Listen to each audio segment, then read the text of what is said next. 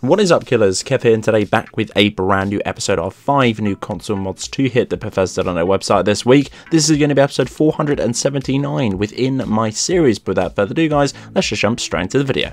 EROU'S follower Sir Jerald coming in at 3.7 megabytes of a download. He's wearing Dawnguard heavy armor with the helmet, with a true Dragonbone boots and gauntlets, wields a massive silver greatsword too.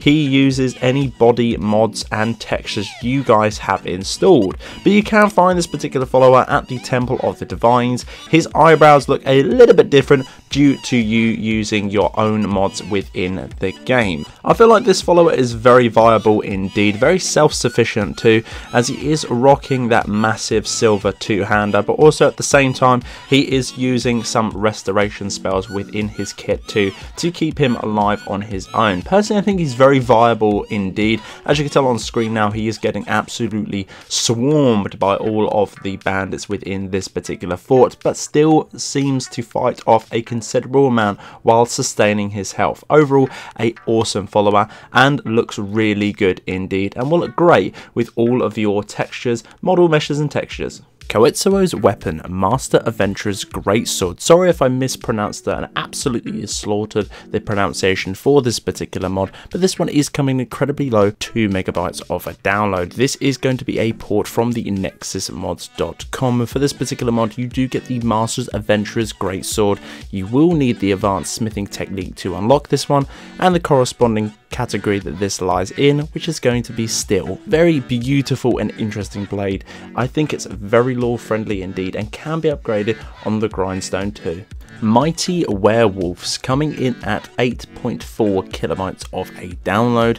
This particular mod creates a new enchant that is added via the vanilla werewolf naked skin, which is going to be the armor, which increases the health pool and the health regeneration, giving the feeling of the vanilla werewolf a little bit more of that feared, scared, sort of well-known nostalgia for a werewolf within the game. They are very lackluster in the base game, and this one definitely does boost it, and I noticed a dramatic difference, that is for sure, not only with health and regeneration, but also as well with the power that my claws were packing within combat. Noticed as well that it usually would have taken probably about 5 sweeps of my claws, maybe standard, or even a few heavy attacks for this particular one, but that wasn't the case with this particular mod. This one definitely is packing a punch. Also, it is modified the werewolf race to have a higher base health, regeneration and stamina overall for both, but please be warned, this one does come with a con as well. You are not the only creature out there who is this powerful, if not more powerful as well,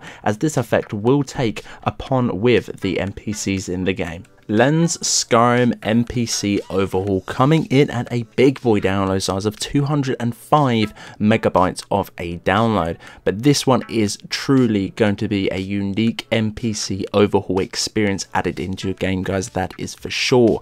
Approximately almost everyone is done within this game for a massive overhaul and a facelift slash refeature on themselves. There's about 750 people that are going to be changed in some way, shape or form. Maybe it be the hair, the facial structure, or so on and so forth. And all Argonians, Khajiit and children and elders haven't been changed. It's obviously going to be your main NPCs scattered around sort of your plots and so on and so forth. But again, that 750 people definitely noticed all the humanoids were completely changed. None of them had the vanilla hairstyles whatsoever. They were heavily done with the KS hairdos or my particular mapping.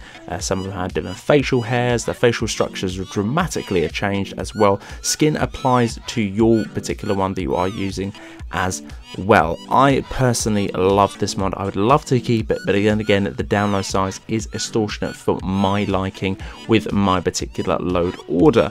But that will scoop aside. If you are running any other things that do go nicely with this particular one, high recommendation, as it pretty much changes everyone within the game and is pretty much a complete package for what you actually want for the NPC overhaul within Skyrim.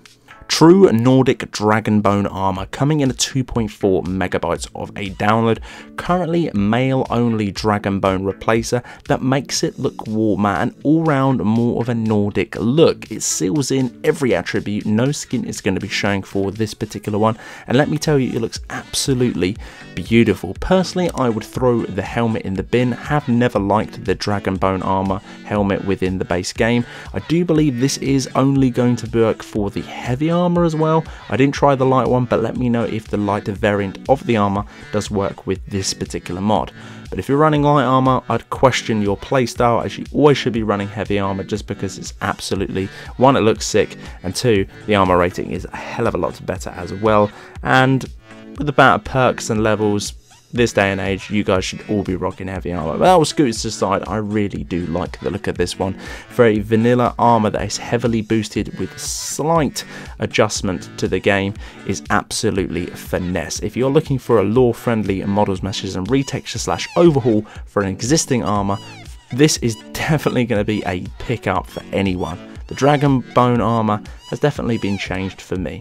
So guys, that's the end of this particular episode. Hopefully you guys did enjoy. If you did, I would very much appreciate a like on the video. If you're new around here too as well, make sure to click that little subscribe button. It's completely free. Right next to as well, there's going to be a bell icon. If you click that, you will get a notification for every single time I post a video like this to the channel. But until the next one guys, Killerkev here, and Killerkev out.